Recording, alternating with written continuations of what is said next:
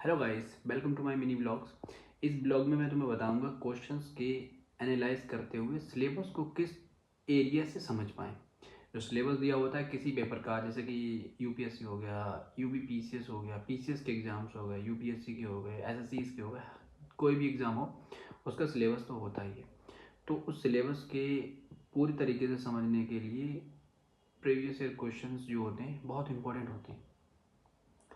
तो उन क्वेश्चंस को किस तरीके से समझें कि हम एनालाइज कर पाएँ कि कौन से सिलेबस से जो भी एग्ज़ाम कंडक्टर है, जो कंडक्ट करती है बॉडी, वो कौन से सिलेबस से पार्ट से अट्रैक्ट ज़्यादा है, जो वहाँ से क्वेश्चन पूछती है।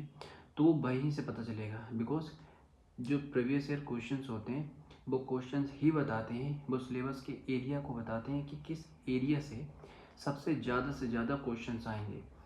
तो सबसे पहले मैं आपको बताऊं कि प्रीवियस ईयर क्वेश्चंस को किस तरीके से एनालाइज करें। तो फर्स्टली आप पहले अपने पूरे सिलेबस को गो थ्रू हो, पहले आप पूरे सिलेबस को सही तरीके से पढ़ो, अपने नोट्स को प्रिपेयर करो और उसके साथ साथ आप प्रीवियस ईयर क्वेश्चंस को लगाते जाओ। और जिस तरीके से आपने अपना पूरा सिलेबस कर लिया, फिर नोट्स वगैरह पढ़ लिए, अपने सब तैयार हो गए रिविज़न वगैरह करने के बाद, फिर उसके बाद जब तुम मॉक टेस्ट लगाओगे या मॉक टेस्ट लगाने के दौरान भी और प्रीवियस ईयर क्वेश्चंस पहले लगा देना तुम। तो जब क्वेश्चंस तुम पहले लगाओगे तो तुम्हें पता चलेगा कि पेपर में हालांकि कौन से पार्ट्स पे सिलेबस के ज़्यादा पेपर पूछा जाता है। तो उससे ये तुम्हें रियलाइज़ होगा कि हाँ, हमें इस पार्ट से, इस यूनिट से ज़्यादा इम्पोर्टेंट क्वेश्चंस आते हैं, तो इस पे हमें ज़्यादा मेहनत करनी चाहिए। तो इस तरीके से एनालाइज कर पाओ। और मॉक देना ज़रूरी इंपॉर्टेंट है। मॉक नहीं दोगे तो तुम अपनी प्रिपरेशंस को एनालाइज ही नहीं कर पाओगे, तो हम प्रिपरेशन कहाँ पे कर रहे हैं। अगर बिना मॉक के ऐसे चले जाओगे तो कोई फ़ायदा नहीं है। तो इसलिए ये वीडियो एंड तक देखो। और मेरी पूरी जितनी वीडियोस होती हैं वो इन्फॉर्मेशन बेस्ड होती हैं और सही तरीके से मैं समझाता हूँ किस तरीके से पेपर में तैयारी करना चाहिए और किस तरीके से करते हैं लोग।